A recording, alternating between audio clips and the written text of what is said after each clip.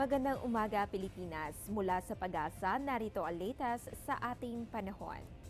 Base sa latest weather forecast na Pag-asa, ang ridge ng high pressure area ay patuloy na nakakaapekto dito sa May Luzon.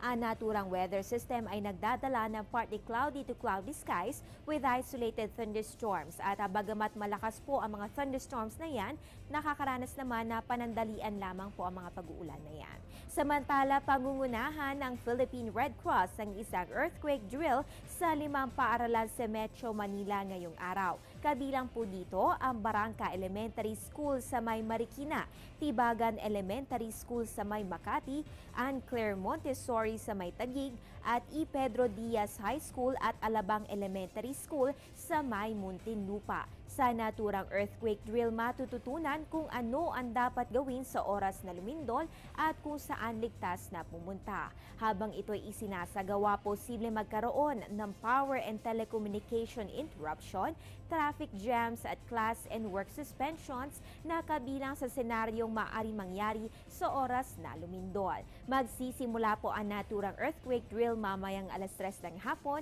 hanggang alas 5 ng gabi. Samantala, detalye sa panahon this weekend, alamin po yan sa aming pagbabalik. Tatanungin ko ang lahat ng nararapat itanong. Tatanungin ko sina Manong at Manang, mga kaibigan at katrabaho, Si Obama at ang barangay tanod. tatanungin ko ang mga taong dapat tanungin para sa mga bagay na dapat ipaliwanag. Para sa bansang kailangan magtanong. para sa kinabukasan ng ating bayan.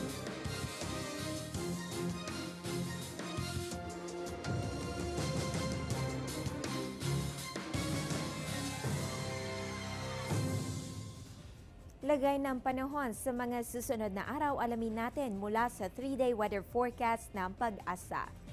Simulan po natin dito sa Baguio City. Ang temperatura ay maglalaro sa pagitan ng 16 to 25 degrees Celsius. Para sa mga aakyat sa City of Pies upang makapagpalamig lamang ng konti this weekend, asahan po ang fair weather condition na magpapatuloy hanggang sa Lunes. Dito naman sa Metro Manila, magdala po ng payong ang lahat ng mga pupunta sa mga malls at iba pang pamilihan bilang panangga sa init ng araw o possible thunderstorms sa susunod na 3 araw.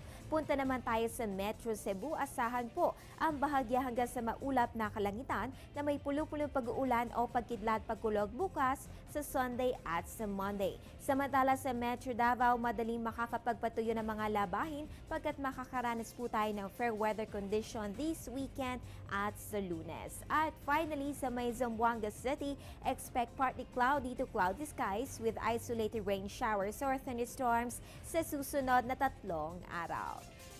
At yan ang latest mula dito sa Pag-asa. Ugaliin mag-monitor ng weather conditions sa pamamagitan ng Panahon TV, Facebook at Twitter accounts. Antabayan na rin ng aming susunod na update mamayang alas 11 ng umaga. Ang update na ito ay hatid sa inyo ng Panahon TV Express kung saan walang pinipiling panahon ang pagbibigay impormasyon. Ako po ang inyong weather girl, April Enerio. Magandang umaga.